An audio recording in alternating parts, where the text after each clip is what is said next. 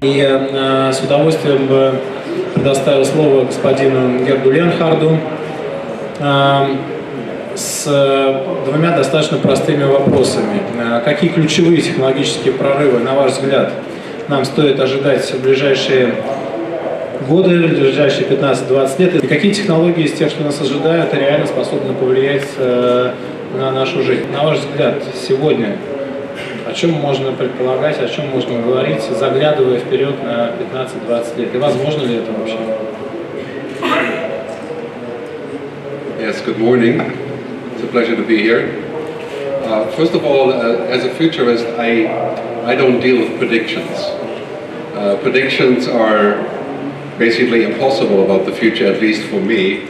I deal with what some people call foresights.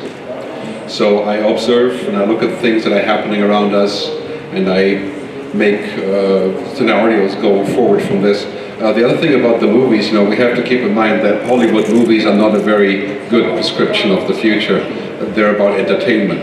Right now, most of the Hollywood productions are about artificial intelligence and robotics taking over the world. And that makes for very good entertainment, but not for good future planning.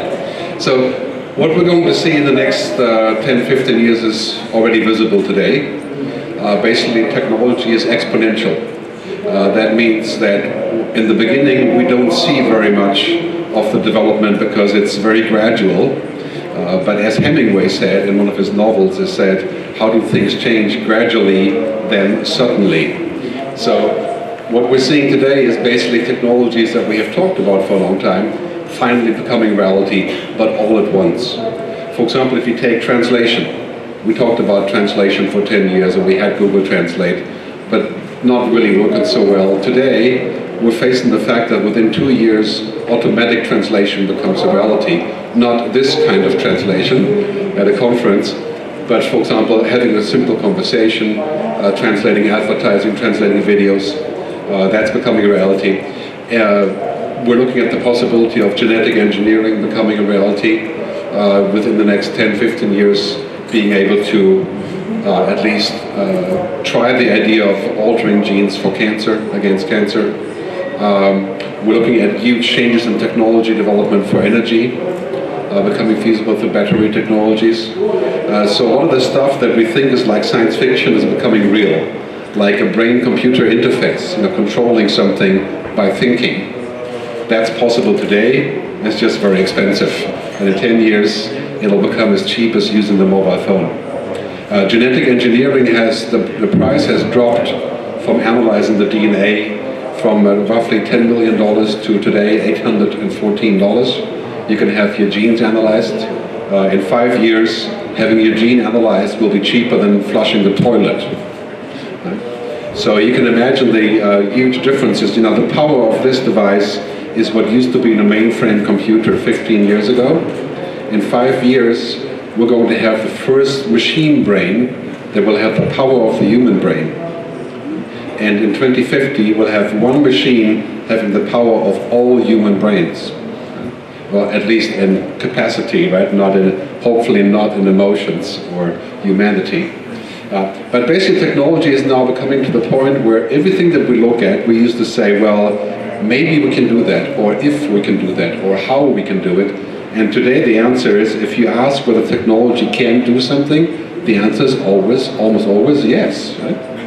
So it has really changed. The question is no longer how, but why. So we're getting to the key question here, because the key question is, how far should we take technology to merge with humanity? If you take in a mobile device, this is my external brain, right? My brain is here, but it's also here. Right? I keep my phone numbers, my memories, my dates, my information, my books, my media is all in here. Right? In 10 years, I have a digital agent that's booking my travel, that's coordinating my education, that's doing my banking on my behalf. My digital copy will be in the cloud. Now that's already true, but very expensive. In a very short time, we're going to see the rise of what Ray Kurzweil calls a singularity, which is the merging of man and machine. And then we will have very grave ethical problems. Right? Imagine a situation to where it is possible to give birth to a baby outside of your body. There are people looking at this already saying that it would be more convenient if a woman would not give birth in the body but outside in a machine called exogenesis. Right? This is already being looked at. There are many ethical issues about machines replacing people.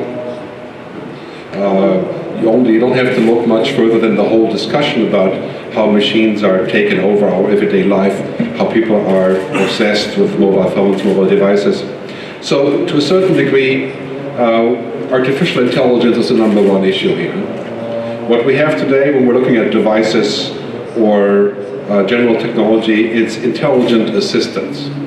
So when you take the self-driving car, it will drive by itself in a traffic jam or in the city, but you cannot go to the Russian countryside on a self-driving car in the next 10 or 20 years. That would be very difficult. Right? So intelligent assistance, Siri, Cortana, Alicia, all the things that we're seeing from tech companies, that's going to be everywhere, supporting our decision making.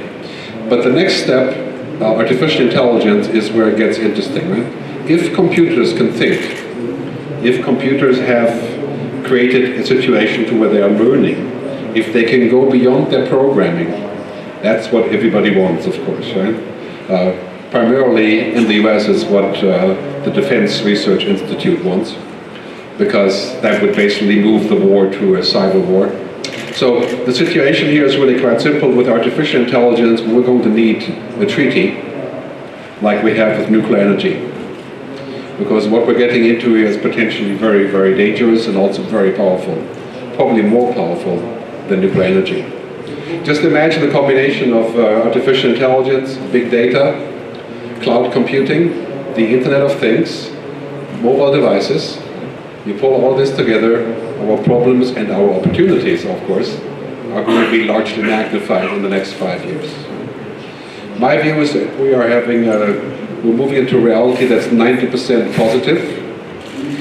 Means the benefit of these technologies will help us solve global problems like water, energy, food.